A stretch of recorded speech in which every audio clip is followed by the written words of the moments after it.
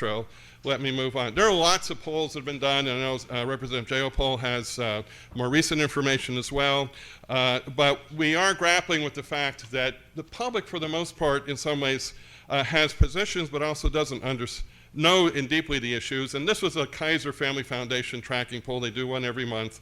And for instance, it has Republicans, Independents, and Democrats on the buy-in, Medicare buy-in option. That's very popular. I'm going to talk about that in just a bit. It's the one that actually has some Republican support for it. Another one is the so-called public option, which can take on many forms, which I'll also talk a little bit about. This is the most expansive version, and you see here Republicans drop out of the scene, which is just further evidence that this is going to be a Democratic story. It's not going to be a bipartisan story moving forward. But one of the concerns as you can't see this probably, but as you get down to Medicare for All in this, I don't know why that went back up. If you go down to Medicare for All, you see that we start losing independence to some degree, and in order to, it's absolutely right, the public does not determine the outcome of policy, and it is important to lead, but it is also a problem if large constituencies of individuals or members of Congress whose votes are needed on health care reform fall by the wayside. Now, I was involved with a colleague, Darren DeWitt, on a major academic survey done in 2018 called the Cooperative Congressional Election Study. And there we tried to ask a question which was getting rid of labels, because labels can get people to support or oppose things based on that alone.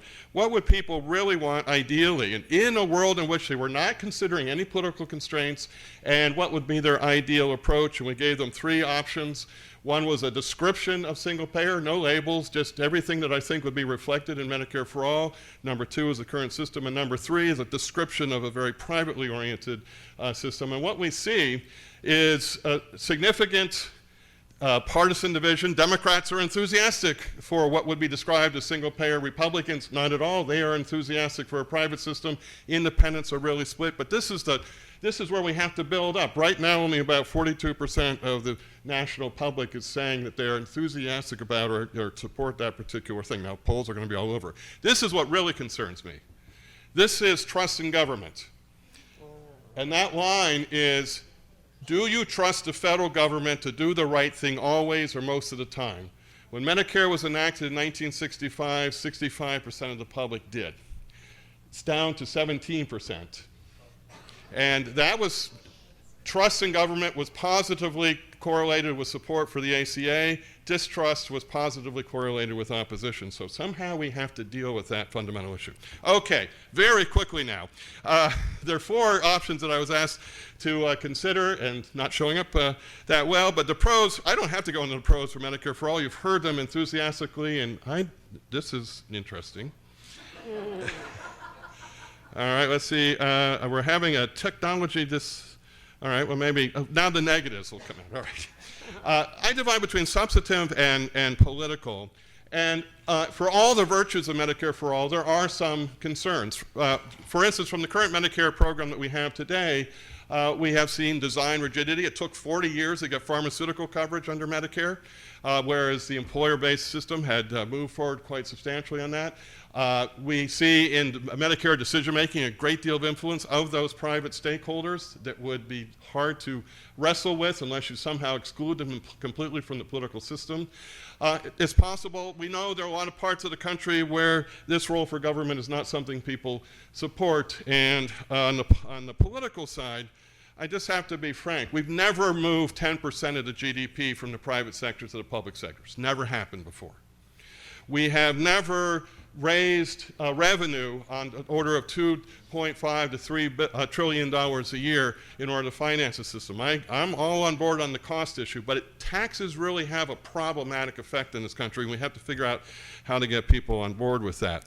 I've shown you the deep distrust in the federal government. There's federalism too. You know, a lot of these hospitals are in communities where they are the major driver of the local GDP. They are the best paying jobs. They have the best benefits. And local leaders will feel very concerned about being outside of that equation, rightly or wrongly, and be a potential source of resistance. And in addition to which, we're talking about Medicare for All, where we're talking about the Green New Deal, free college education, getting rid of student debt, free child care. very hard. Those are all big, difficult issues. They all have to a large degree, go through the same committees in Congress. Another, one of the options out there is this public option, which is to create an opportunity for people to get health care coverage, but not compel them into any particular system. I know we're going to hear this. We've already heard the strong reactions against that, but the reason there are people behind this, it does provide more choice. It does provide an opportunity for people today who are excluded from government coverage to be able to get that coverage. It provides a test. It maybe builds up trust about what the government can do and could be an on-ramp for Medicare for all. It certainly could increase competitive pressures on private insurance carriers to improve their performance and the quality of their products. And it avoids, there are a number of people in this country who are afraid of change and are afraid of government. We forget that when Medicare was enacted in 1965, there was no federal bureaucracy to run Medicare. It was done through private fiscal intermediaries because there was a concern that doctors didn't want to have to talk to a government employee. And there's a lot of the public that feels similarly. Now, obviously, there are lots of challenges with this. It has marginal impact on coverage. It's not going to bring everyone in by any stretch. Still affordability issues, little to constrain spending, as the Congresswoman mentioned, and retains the complexity and dysfunctions in the system. And politically, it draws its own opposition as well. And even in 2009-2010, when the ACA was passed, that was probably, in my book, I argue anyway, the most favorable time for doing health care reform that we've had to date. And even with that, and even with 60 votes in the Senate to get the Affordable Care Act through the Senate, there were not Democrats enough to even have a public option within the context of the market exchanges. And so it just shows the hill that we have here. Medicare buy-in, this is for those who are either 50 to 64 or 55 to 64 to buy into the program.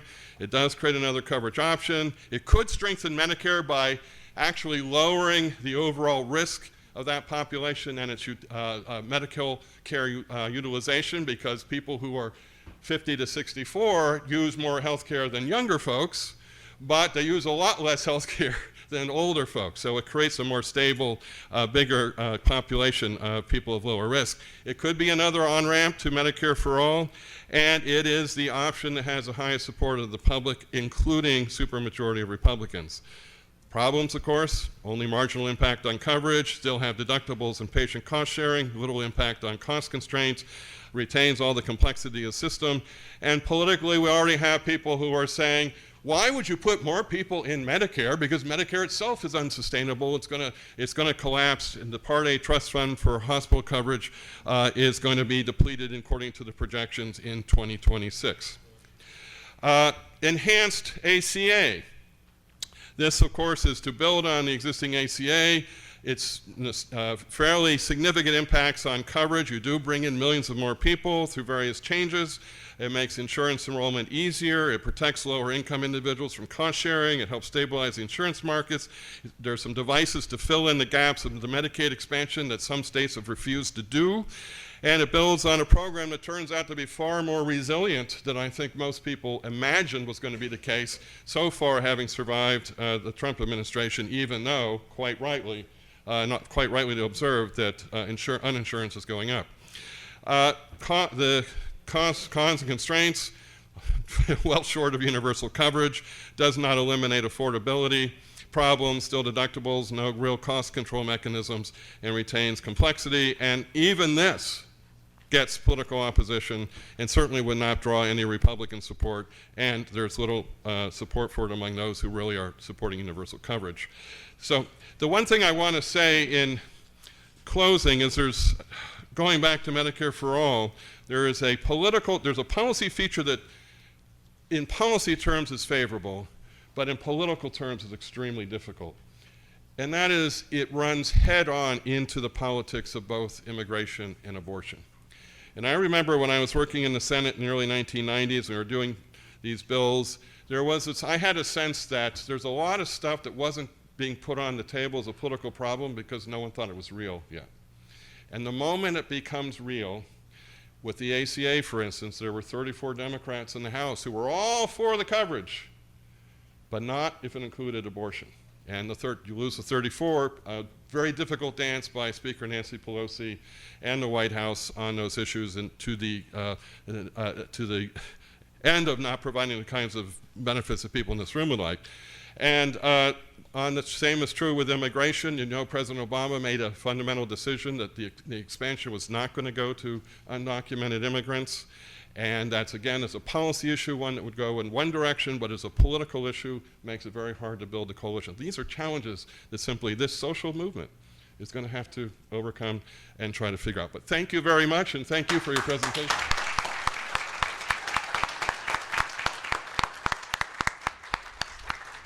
Thank you, Mark. And when is your book going to be coming out? Soon, I hope, but it'll be a while. Well, thank you again. Next is, I'd like to introduce Mari Lopez. So for those of you who do not know Mari, she has been a staunch advocate, not only for single payer, but just in terms of social justice for a long, long period of time. I initially met her before you had joined CNA.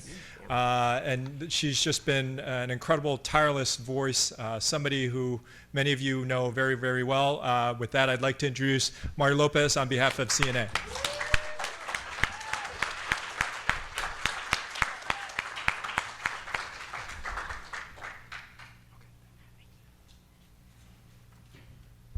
Paul is so tall. All right. So thank you all very much for that warm introduction. There's a lot of friends in the room, and it's always a pleasure to be among all of you, because as you all know, I credit and honor all of you because of this fight. Because of all of you, we are here in this fight today. Our leadership, of course, obviously paved the way for us to do the work that is necessary to bring this change about in our country, and so it is really an honor to be with all of you. As Cara had mentioned earlier, I'm here actually in place of Deborah Berger, who's actually our president of CNA NNU, or CNA as part of NNU. And unfortunately, she couldn't be with us today because she is in the fire zone that's currently burning in California. She lives in Santa Rosa, and so obviously she's there to hopefully protect her home and ensure that everyone there is safe. So I'm just going to read some words to her. I'll probably embellish a little bit at the end, but you know, I'm an organizer, that's what we do. So nurses on behalf of Deborah Berger, nurses every day at the bedside are at the bedside of how our healthcare system, and let's be honest, it's a stretch to call this system, has failed, and how it does real damage to vulnerable human beings.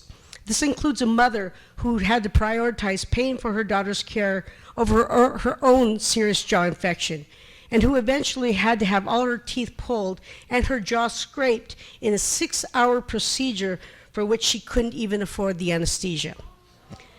The son of one of my fellow union presidents and had to have half of his foot amputated due to uncontrolled glucose levels, amplified by the time spent without health insurance. And even though he had insurance during the amputation, the final bill was still nearly $80,000. These are real stories, and they cut through the jargon, statistics, and smoke and mirrors that politicians use to talk about healthcare, present company excluded. Telling stories of the suffering nurses see every day is a critical organizing tool. Every story we tell shows that our individual experiences are connected to system-wide failures that can't be solved one patient at a time or repaired with Band-Aid solutions. Nurses have spent decades raising our voice, telling our stories, and fighting to build a massive grassroots movement for Medicare for All. I want to tell you how the people-powered movement works. Right now, the National Nurses United is successfully taking on big moneyed interests opposed to Medicare for All by doing something called big organizing. People in America are not inspired to hit the streets for incremental half measures. They are deeply inspired and motivated to fight for extremely bold alternative visions encapsulated by Medicare for All. Big organizing is designed to cultivate and harness that people power. For our Medicare for All campaign, we put radical trust in tens of thousands of volunteers to get to work leading thousands of organizing events in their communities, and it works. In February, during our National Medicare for All Week of Action, National Nurses United held over 150 volunteer-led barnstorm mass organizing meetings across the United States. These led to over 1,500 canvasses, 20,000 doors knocked, and over 10,000 calls driven into Congress in support of H.R. 1384, the House Medicare for All bill by our sister, Representative Jayapal. Our list of online supporters has grown from nothing to 100,000 in less than a year. But aren't union workers like union nurses supposedly against Medicare for All because we like our health-based insurance? Let me tell you that all the big strikes in recent years, the nationwide teacher strikes, the Stop and Shop strike on the East Coast, and even the recent GM strike were over health care. It's a huge bargaining chip that our employers hold over our heads, preventing us from bargaining for other critical workplace health and safety issues. And we need to get health care off the table. Look, there's so many reasons why now is the time for Medicare for All. As it's been mentioned several times, 70% of people in America support it. The movement is on a never seen before momentum, and we don't talk about enough about how Medicare for All is crucial in this area of climate crisis. National Nurses United Disaster Relief Program, the Registered Nurses Response Network, deploys volunteer nurses to help in the wake of disasters, including California's deadly wildfires. Our nurses see again and again that when patients are starting off with chronic health conditions, made worse by a lack of preventive care, they are hit doubly hard by increasingly frequent and severe climate-fueled disasters. We shouldn't have a healthcare system that causes patients to live in a constant, ongoing state of disaster. People in California and across the country need Medicare for All, and together we can do this, and we must do this. Please ask yourself today, how can you help build our movement to win Medicare for All? To join the movement, all you have to do is visit a Medicare for All, that's Medicare, the number 4 all.org, and let's get busy. And let me just add at the end, we do have 2 folks that we're focusing on here in Southern California, particularly in the LA County area or in San Bernardino, which is Congressman Tony Cardenas. He's on the Energy and Commerce Committee, a crucial vote, as you all know, that H.R. 1384 will have to pass, as well as Raul Ruiz, who's in Palm Springs. So if you all have connections, relationships with folks who live in those districts, please urge them to call Congressman Cardenas as well as Congressman Ruiz. Thank you all so very much. It's an honor to be a part of the fight with you all, and this is not a matter of if, it's a matter of when. Thank you.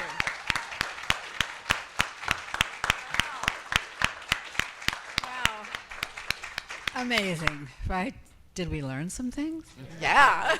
Okay, so, thank you all so much. This is like really, really a wealth of information.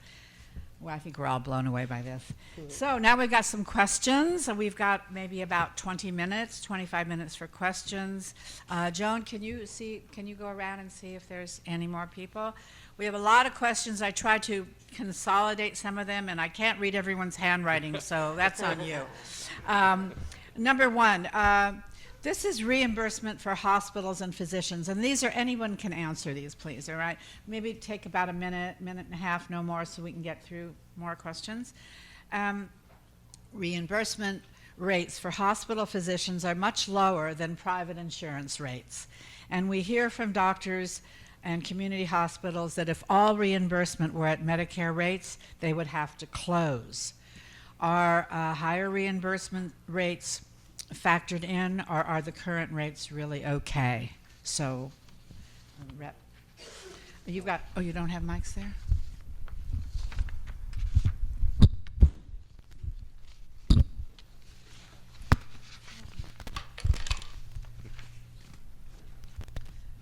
Thanks for the question. In 1384, we actually, through our global budgeting system, we set the rates somewhere, the rates could be set anywhere between Medicare for all rates and, Medicare rates and all payer rates.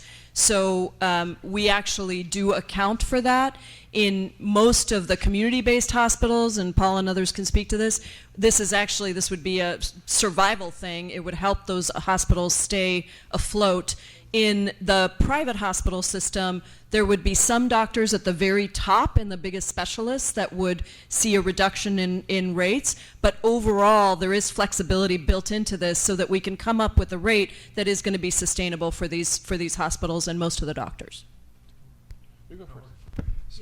So first talk about hospitals. One prime example of hospitals that did well were just with Medicaid expansion. Kevin McCarthy's district, which is ironically in California, had some of the highest uninsured rates.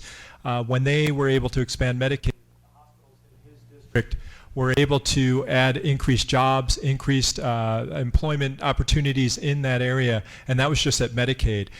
You have to realize, as I mentioned, that most hospitals in the United States spend 25% of their operating budget on billing, and that goes away for the large part with a Medicare for All plan.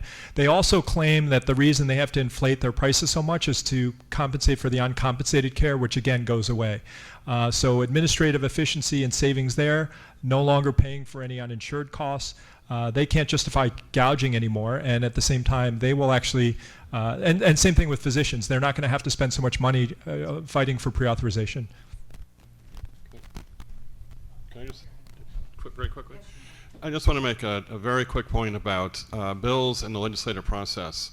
These are bills that are introduced and they're proposals. There's a whole legislative process that goes on. What happens in the end is what is all the different dynamics necessary to address the needs of different kinds of constituencies. I would be stunned if Congress ever enacted a piece of legislation that was going to be detrimental to community hospitals, for instance.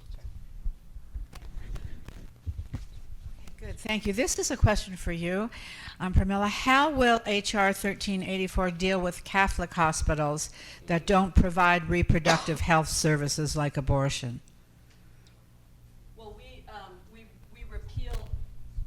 we repeal the Hyde Amendment, and to Dr. Peterson's point, it's true that in the past, both abortion and immigration, they continue to be seen as very divisive issues. I will tell you, we just had a presentation in the Progressive Caucus from All Above All, which is the fantastic coalition that's been working on Hyde.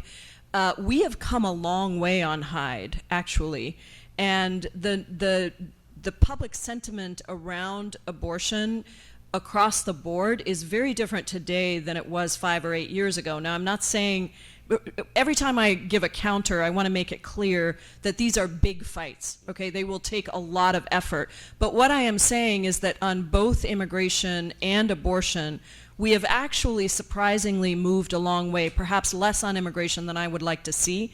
But these issues are ready to be taken on. And if you look at the Hyde Amendment right now in Congress, we are in a place where we have almost all Democrats with us, substantially more than a few years ago. Some of this is going to be about who we put into Congress over the next, several years, because I would just argue the country is actually far more progressive than Congress is. And what we need to do is continue to bring people who have the courage to speak for convictions and take on the systems that are blocking our progress. I don't take any corporate PAC money,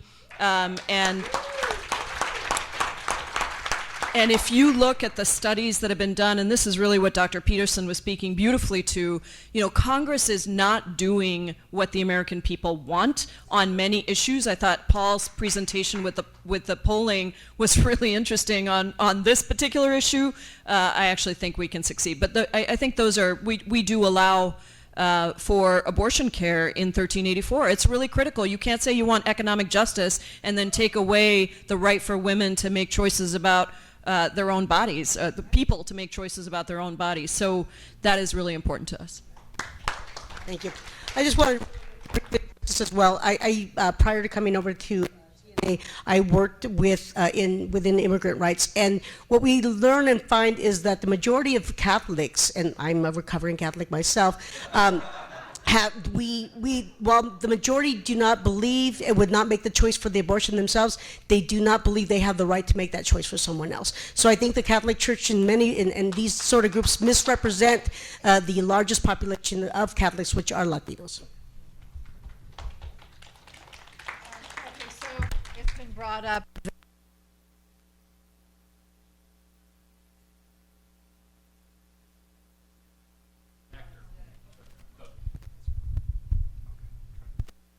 No? Oh.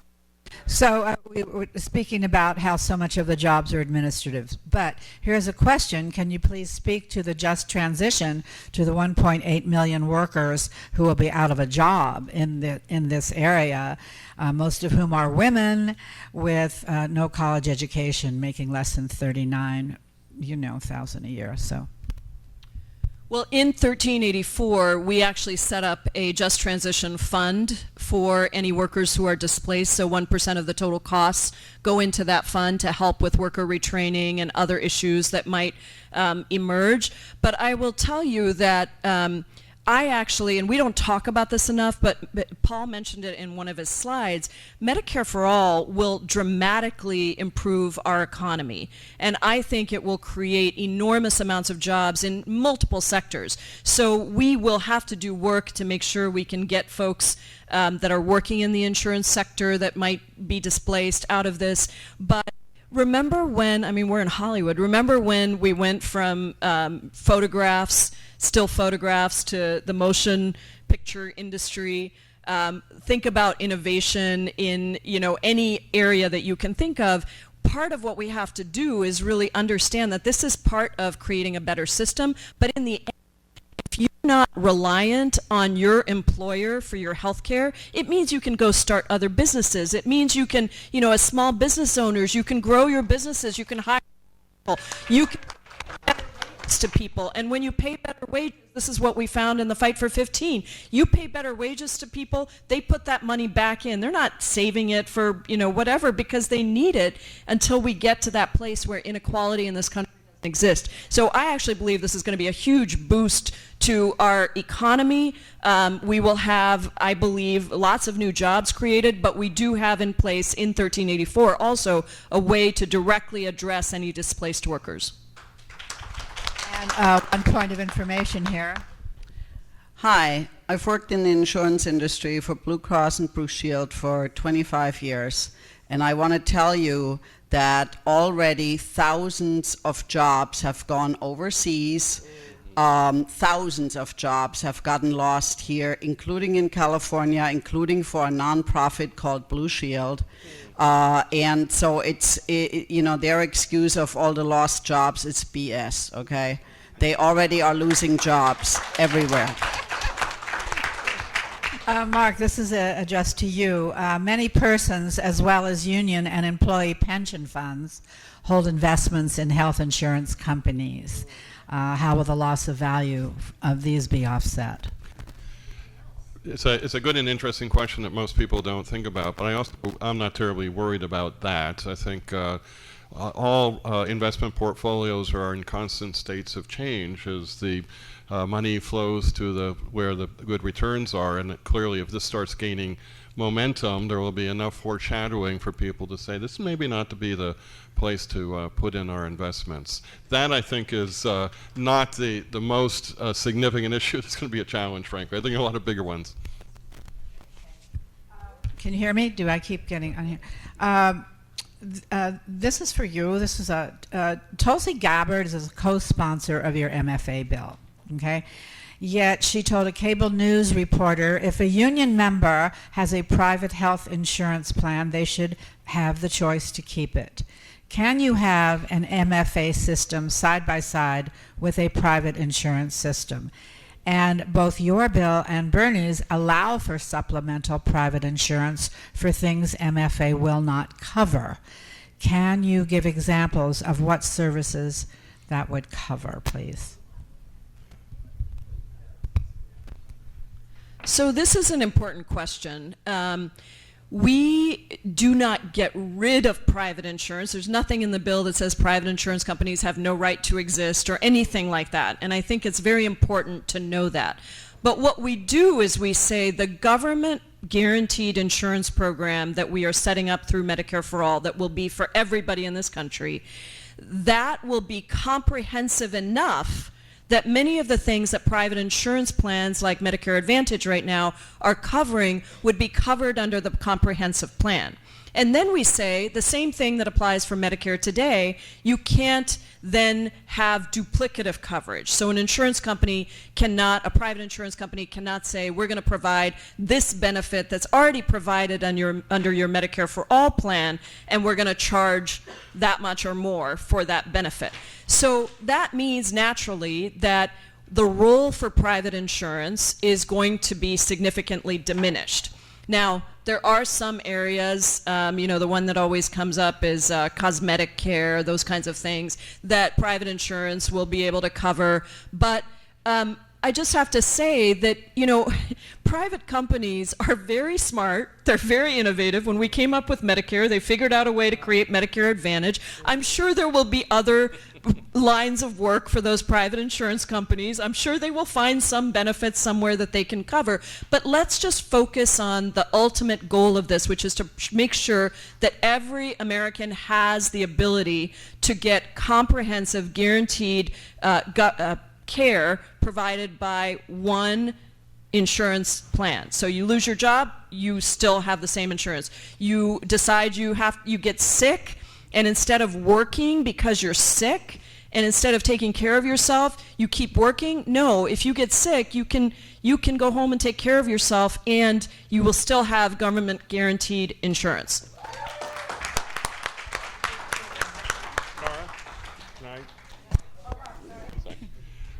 Here I'm going to be a little bit of a counter, really primarily for political reasons, in a couple of different respects. One is, one version of Medicare for All is to say, okay, Medicare for All, take Medicare Advantage with that, and it's private insurance.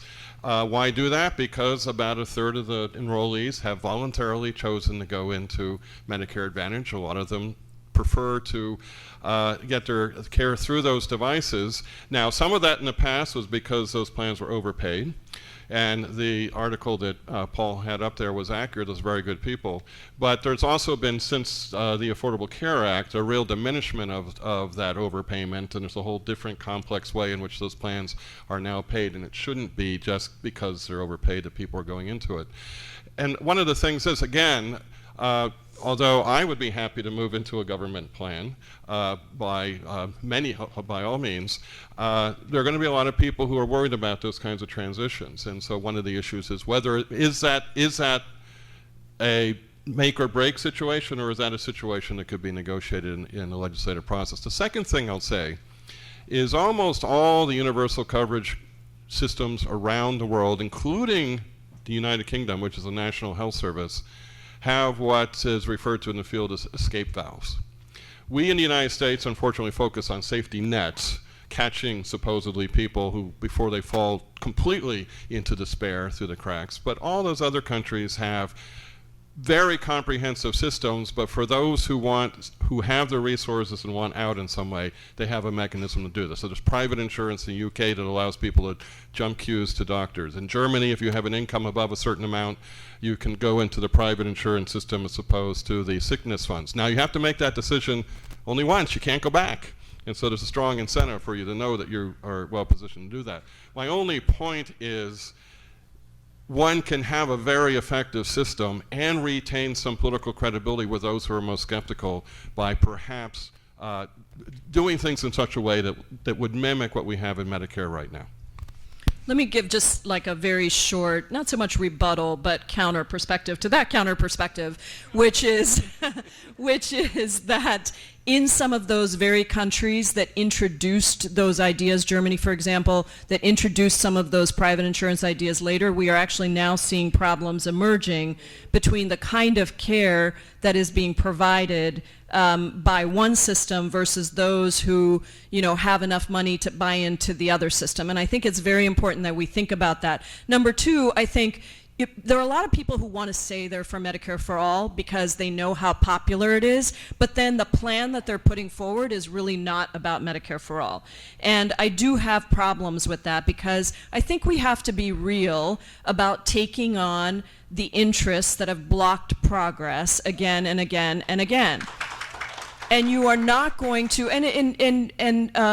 Dr. Peterson is absolutely right that the legislative process, listen, if we ever get to the point where we're talking about this, I will be thrilled. If we ever get to the point where we're talking about 2 years versus 4 years, blah, blah, blah, blah, blah, great, but we have to just understand that there is a reason that the system is set up the way it is to not provide affordable care for everybody and equity across the board for everyone. And I think it's very important that we stick to our guns about this, but at the same time push back on the idea that there's not going to be any role for private insurance. There is, because listen, these companies come up over and over again. It's just going to be limited. It is going to be more limited.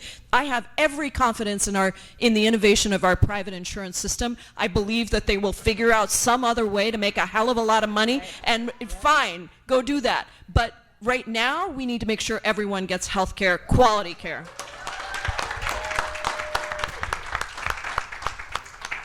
Well, I have a couple of questions here. Like somebody says they don't trust the federal government, state rights and checks and balances on the centralization of government exist within Medicare for All. But the other question, which addresses this, is that you have introduced a state-billed Medicare for All bill, which is now Ro Khanna's, yeah? As well as the national, legislative Medicare for All. So what do you think about state versus federal in these bills? So yes, I decided to give that bill to Ro because I wanted to focus all my energy on Medicare for All, and I believe in sharing the plate here. And I want to make sure we get other folks in here to comment on these things too. But I think that it is fine for states and localities to try to move forward solutions at the state level. I'm very supportive of that. I don't think it takes away from our efforts at the federal level. I think it helps to educate people and build momentum.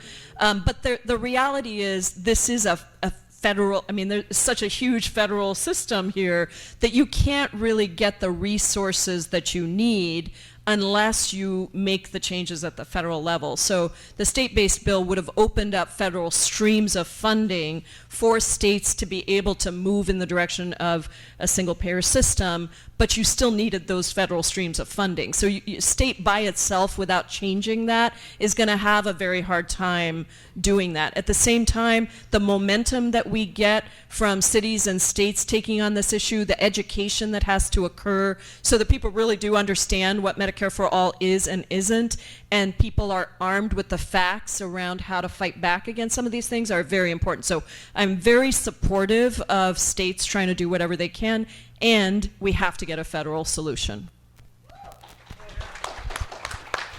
So another question once, oh, sorry. No. Well, I don't want to dominate it all here either. But just very quickly, one of the central, I think you're absolutely right. States can't do anything, frankly, unless there's a lot of action at the federal level. For those of you who know the weeds, there's ERISA, there's the lack of a waiver in Medicare, there are a whole series of things that make it really impossible for states to do this in a big way without federal change. Now, that said, one of the big decisions is, if you do Medicare for All, do you do it as a national program administered the way the current program is, or do you do the Canadian model? Which in the Canadian model, the federal law that was enacted in the 60s and fully implemented in 1972 gave an enormous amount of resources to the provinces and the territories that they would get if they fulfilled 4 essential criteria. Now, a 5th one was added later, and they all did that very quickly because the amount of resources being provided were substantial. That does retain that Canada's a federal system. In Canada, like the United States, the so-called police powers are at the provincial level. That includes health and welfare, and that's the direction they took. And so the question is, as us as a federal system, is that a way to get some buy-in from the states and the local governments? On the other hand, I will tell you that the Senate version of the Affordable Care Act, which is what became the Affordable Care Act, was grounded on the notion that if you give states a lot of action, they will do various things. And of course, what we've discovered is a lot of states won't act on their own, and they've in fact rejected an enormous amount of resources for the Medicaid expansion and so on. So it's a complicated question. Thank you. Now, what will happen to HMOs like Kaiser under this plan? So the big thing is Kaiser does some great work, particularly with their coordinated care, and that would not change. It just they would not be in the insurance business anymore. They would continue to operate as is. And one of the things when I was working at the California Department of Insurance, we were looking at the huge reserves that Kaiser had, right? You're only required by law to have a certain percentage above what your operating costs are, and they are sitting on last thing $9 or $10 billion worth of reserves. So instead of that money going to their reserves, that money would go towards keeping patient care and costs down. Yeah, and I think we have maybe time for a couple more questions before we do the poll. Oh, I have something to add to Dr. Song. okay. Blue Shield of California right now has $5 billion in reserves. So if someone says there's no money for Medicare, it's BS. Yes, that's already good. Thank you. Good. Several people have asked about the transition time. You know, how long do we envision the transition taking? And also, as a federal program, we would be able to receive our medical care out of state. Yes, I mean, so it will carry forth, right?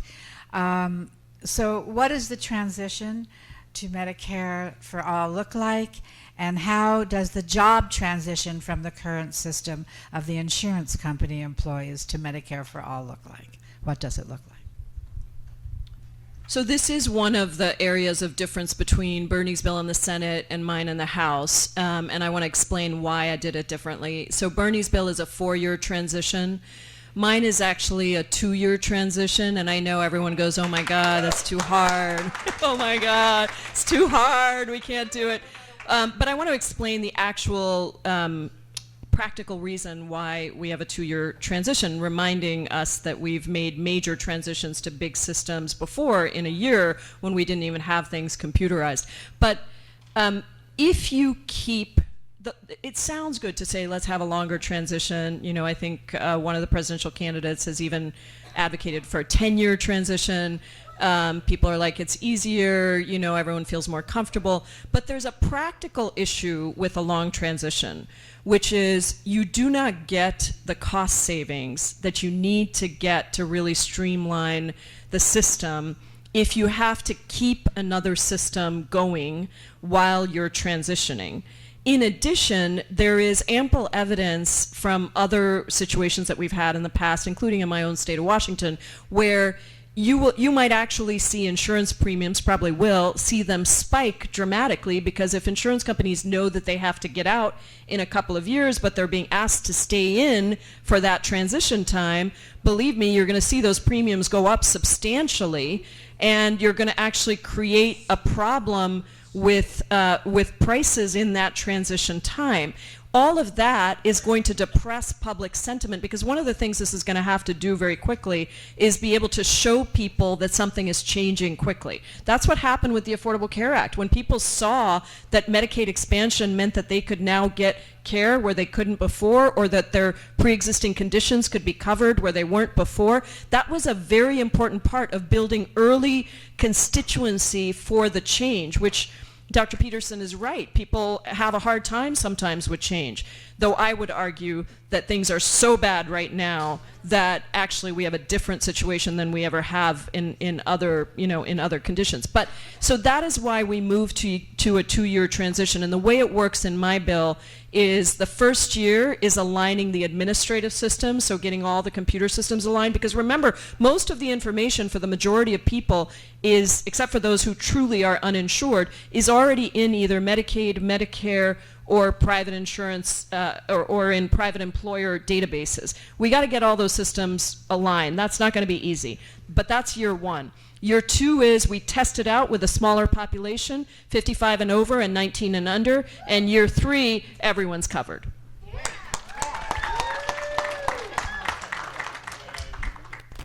Yes, Mark, please. I'm sorry. I'm always, the skunk at the garden party. I like the garden party too. So. Just an observation, which is under the Affordable Care Act, which is complicated but less complicated in doing this kind of transition, I had a very good friend of mine from Dashiell's office was senior counselor to the secretary. And they were biting their fingernails because as the law took longer and longer to get enacted, the transition times were not being changed.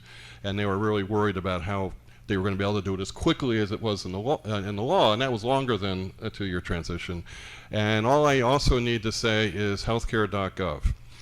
The rollout for the exchanges dependent upon all these government computer systems, which are many of them ancient, don't communicate with one another, and it was a disaster that could have politically killed the bill. So I just would be worrying about anything that created the potential to undermine the support that ought to go behind this new legislation if it's done too abruptly. Well, like I said, if we can get to the point where we're talking about how many years, that's great. Right. So yeah, I just wanted to add. I actually worked on the ACA as well, and I was a political director for a number of nonprofit organizations. And there are so many organizations out there that work on behalf of the community to help. That we helped usher the Covered California. We helped them understand the system, the populations that they are dealing with, the challenges that they were going to face. And so I imagine that talent is going to rise to the surface once again once we begin the transition. So I'm less worried about the structure falling into place.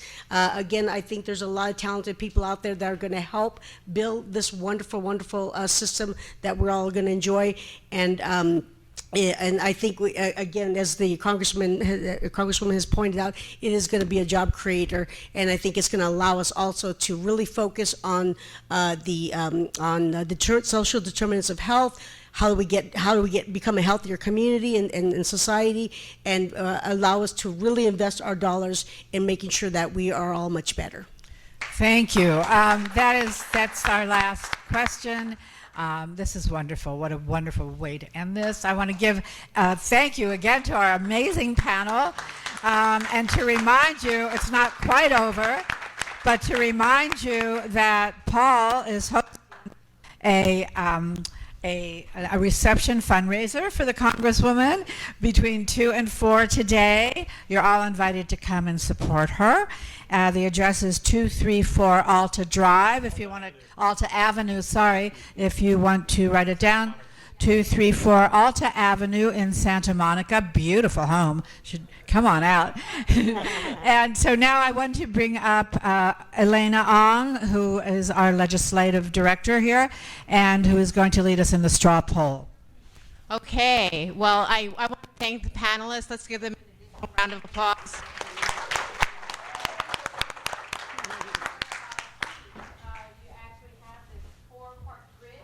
As Medicare for All and Public Option, Medicare Plan, and Enhanced ACA. So put that in front of you just in case you don't know yet what you're voting for. But my first question to you is order. You can't hear me? Okay. Okay. Can you hear me now? Okay. So what we're going to do is we're going to ask this question in alphabetical order of the plans.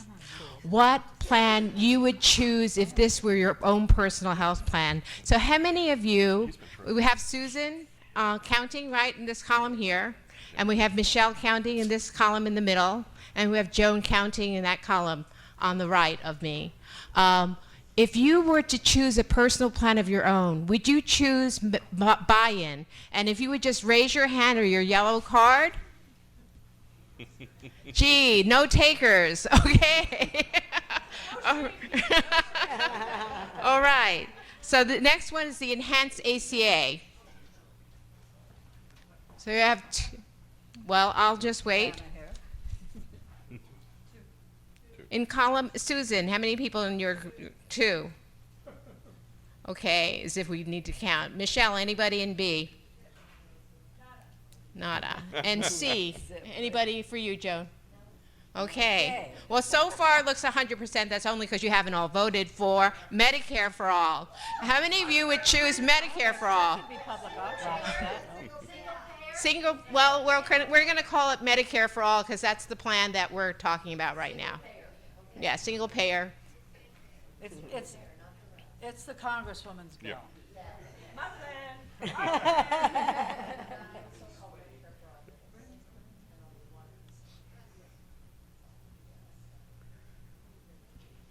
Now don't be embarrassed if you don't. 28 for Susan?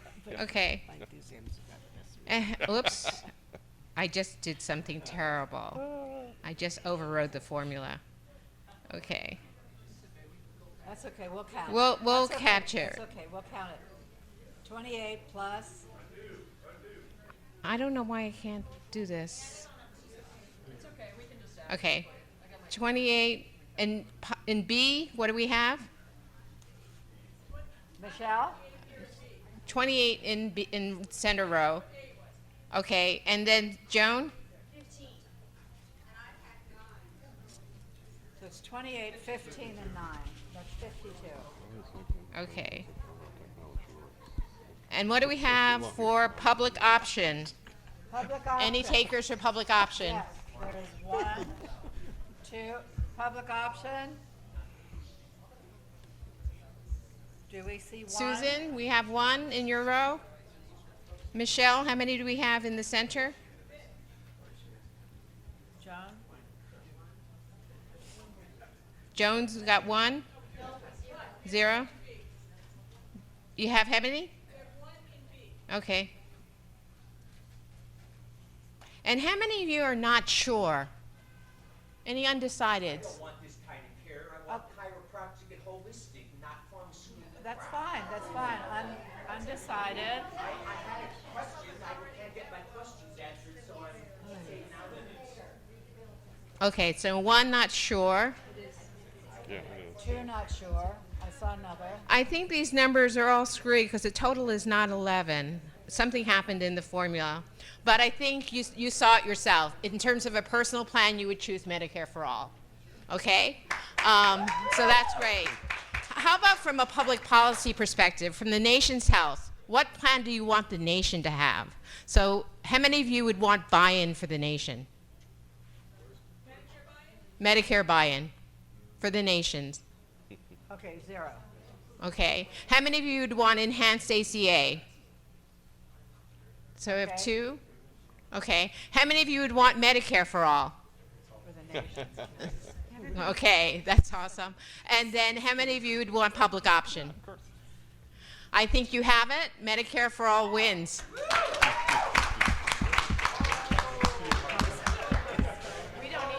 We don't need a calculator for this. Well, okay, so I think that does it for this afternoon. Thank you again, our panel. Thank you, Dr. Paul Song, Congresswoman Pramila Jayapal, Dr. Mark Peterson, and Mari Lopez, Nurse RN Mari Lopez. Thank you all for coming. We'll see you at the Hack. We're having the Great Hack. It will be our film in November. You'll be on our list. You'll get the emails. Look out for everything. Thank you again. Oh, by the way, I'm Cara Robin. I'm your president.